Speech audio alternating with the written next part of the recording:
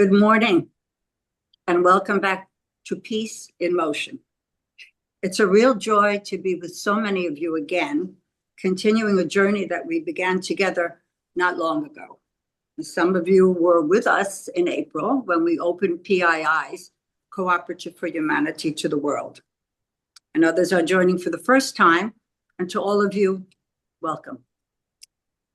Several years ago at our convening at the United Nations, we introduced a bold proposition. Peace is not simply the absence of conflict, but something that we must intentionally construct. Over time, that proposition became what we now call the DNA of peace. 4 interconnected pillars: health and well-being, education, culture, environment and energy, and innovation and infrastructure. Our launch webinar introduced all 4.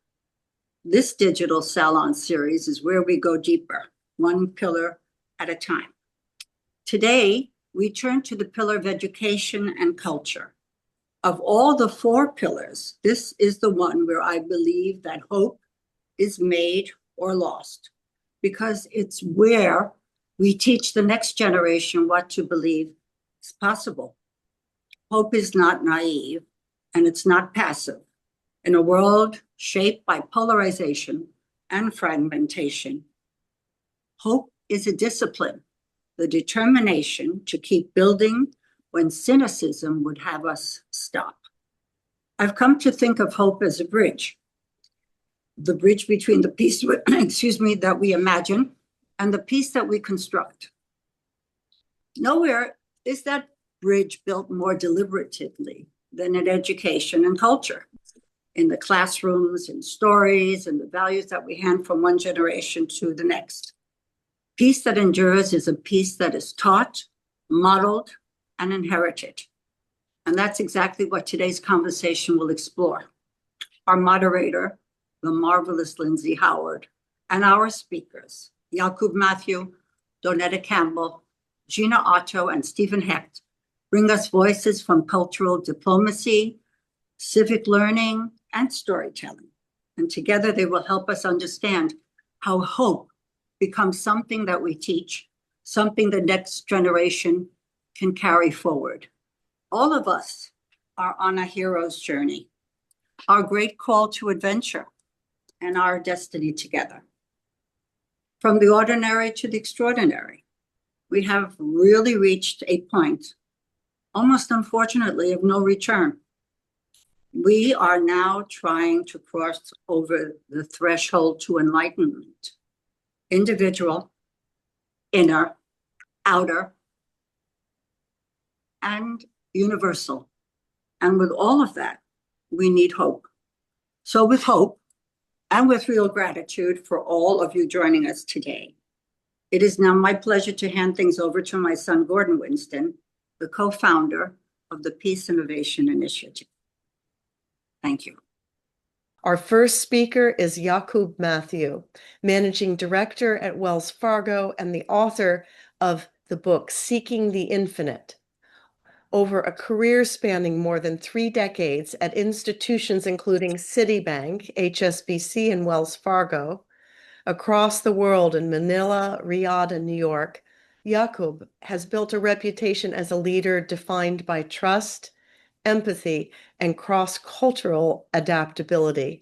His book brings those same qualities to bear on some of the deeper questions of purpose, character, and what it means to lead a life in service of something larger than oneself. Yakub, may I turn to you? Your career has taken you across continents and cultures, and your book, Seeking the Infinite, reflects on the deeper questions of purpose, integrity, and what guides a life well lived. From that vantage point, what role do values and character and formation play in building cultures where peace can genuinely take root? Over to you. Thank you, Lindsay. And I would take this opportunity to thank Barbara and Gordon for making me part of this as a peace ambassador for humanity. And all I can say is peace is something which all human beings crave for. The only difference is we take different routes. Some take it through the non-violent way, like what Gandhiji did, and some would use violence. But having said that, how do we get and how important is the values and qualities of character? That means value and character for peace. So when we look at that, we say the child is the father of the man. That means what is the building block where we start from? So it is the child. And that is where we must build this sort of a seed. Like Gordon said, for him, it was his mother on a dining table. Now, nobody and everybody has a mother like Barbara Winston. So he was lucky.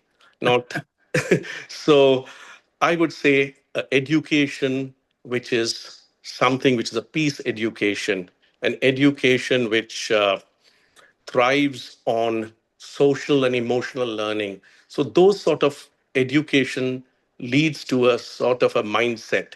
So having said that, no child is born a racist, no child is born a terrorist, no child is born a sort of a person who does not want peace and happiness. It's all that needs to be done is just like you can create a negative force through brainwashing, we can always create goodness with the same sort of seed. That means by building those attitudes and behaviors and planting that seed on that blank canvas, which is a child, and building those values and characters, which leads to a peaceful community, which leads to a peaceful nation, which leads to a peaceful world. So, having said all these things, it is the whole question boils down to is how do we do it? So, for that, we need a sort of a redefined education system, and it does make a difference as it's a progression. It's not a one-time achievement which can be just switched on or switched off. As they say, it's a profound progressive process. A thought becomes a belief becomes an action becomes a behavior becomes a habit builds character. So, when you get this chain of development, it happens and creates an enduring quality of patience, resilience, integrity, discipline, and an attitude that we can sort out things through dialogue. It creates an attitude of tolerance. It creates an attitude where we don't try to be destructive. So we need to put the seed of that education, which is run with example and compassion. And as we do this, it's not something which happened or suddenly we thought about it. It has been happening for centuries. And I remember reading about the famous Chinese philosopher Lao Tzu. Lao Tzu who used to say, thoughts influence our destiny. And the journey of 1,000 miles begins with a single step. So, this education and the planting of seeds, where we have to redefine education and make it much broader than simply excellence in studies and grades. And that creates a sense of fairness, empathy, and it becomes families, it becomes communities, it becomes nations, and ultimately it becomes the future of humanity.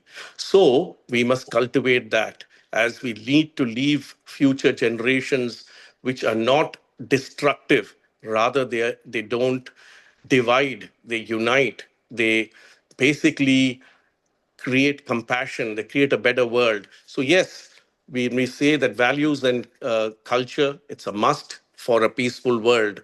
So, yes, again, I say, is it begins with the child. So, whose responsibility is it? Is it just the parents? Is it the leaders? Is it the citizens? It is the education system.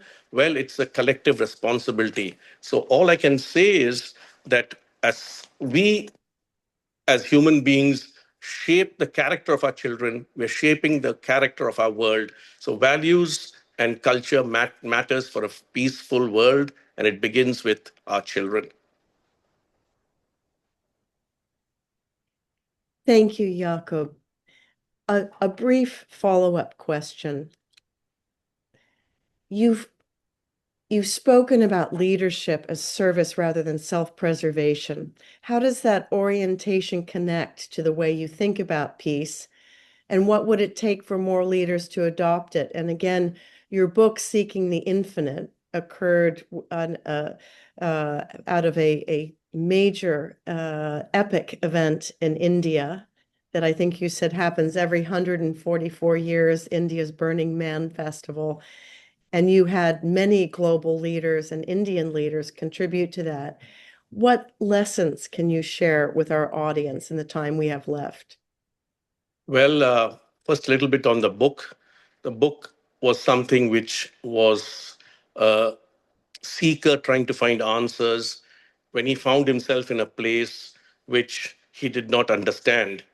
And with all one needed was an open mind, and mind which was not corrupted, which was not divisive, but which was something ready to learn.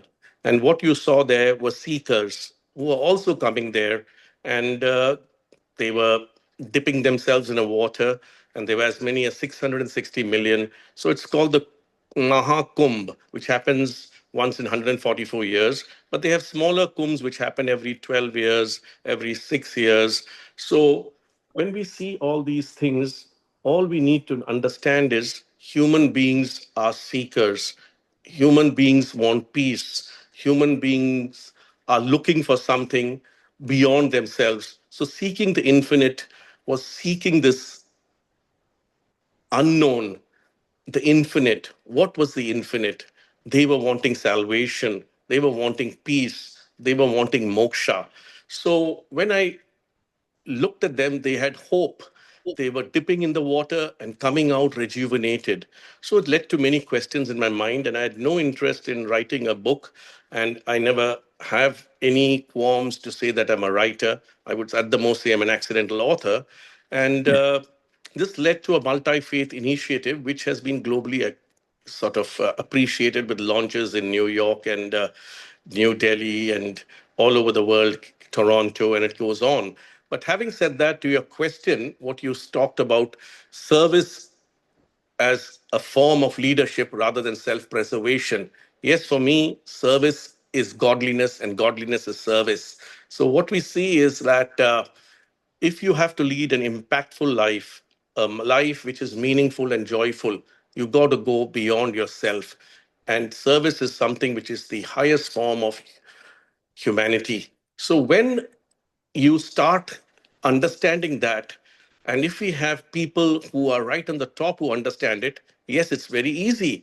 But when you're right on the top, you only remain at the top if you win elections or you remain in power. So, for leadership to be something which is beyond their selves and something which is a higher form of duty, it is not something easy. So, how do you get that sort of? Where do you get it from? So, you have your question had two parts. One is how did it take more leaders to adopt it, and do you think that service is something which leadership is important for leadership rather than self-preservation? So, when these things are taught to people as children and creates a community, yes, that's easy to build leaders from grassroots. So the other way is when you have this world which is so sort of driven by self-preservation and self-promotion, we have to look at examples and champion them. So when you look at service, there is a community called the Sikh community, and they are based on selfless service, and they feed people all over the world. If you go into their temple, which is called a Gurdwara, you get free meals. Whenever there's an earthquake or a natural disaster, or any sort of typhoon or anything terrible which happens in the world, including war, they come in there and help with no agenda, no discrimination, where every human being is is basically worthy and deserving of dignity and compassion. So when leaders have that same philosophy and they shift their focus from personal power to public good, and they understand and build those sort of communities based on fairness, integrity, humility, truthfulness, and race and all don't matter, but they create a sense of trust. we find that human beings will live in a society where they will respect dignity of each other, tolerance, compassion.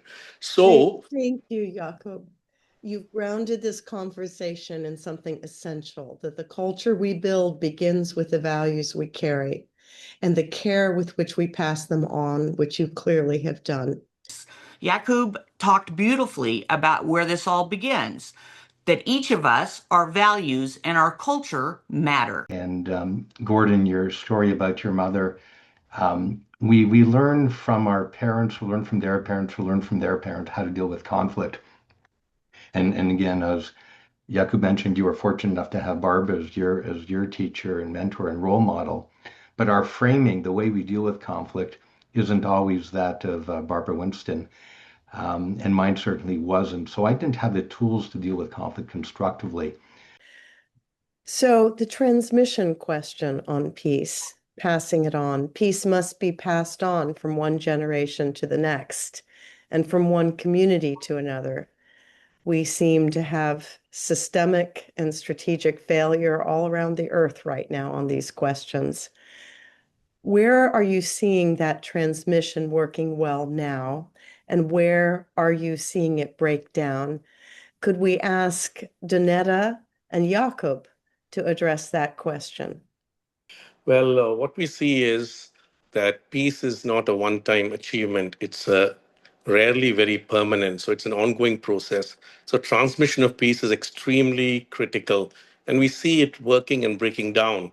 Where do we see it working? When we see cross-community partnerships, like in challenging situations like disaster relief, famines, floods, and earthquakes, people work. The lower levels interact to diplomacies, NGOs, unofficial dialogues, culture, sports. It creates all that platform to create a sort of a community which is supportive, a nation which is united, and a better world. But where does it fall apart is when we have persistent inequality and exclusion, power box like the UN Security Council and others, where you have the veto powers and unhealed history. So yes, it works in some, it doesn't work in some, but at the end of it, we create it grassroots, and it creates a better process and a chance for peace and a hope for peace.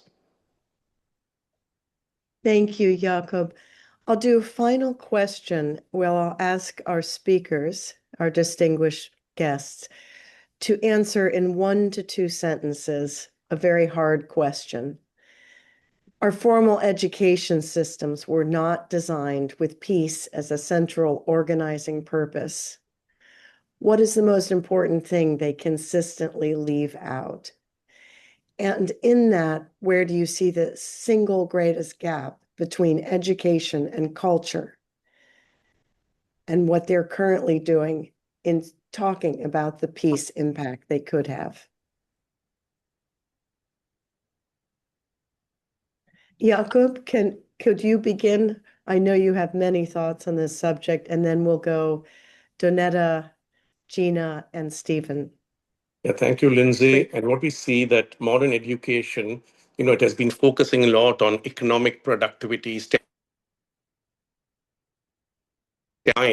So what happens is not that it's all bad. We need all this excellence, but we also need a sort of a balanced redesigning of education towards education for peace and for empathy. So a social education for empathy would be something which will create a balance.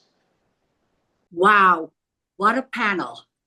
What inspiration. What innovation. What fantastic ideas. Donetta, your wonderful examples that you have given. Gina, breathtaking. Stephen, each of you, and Yakub, you're each jewels. Each of you illuminate light. The idea that we have to get this critical mass. So we have, as Gina says, this irresistible force of determination to change the tide. And we can do that.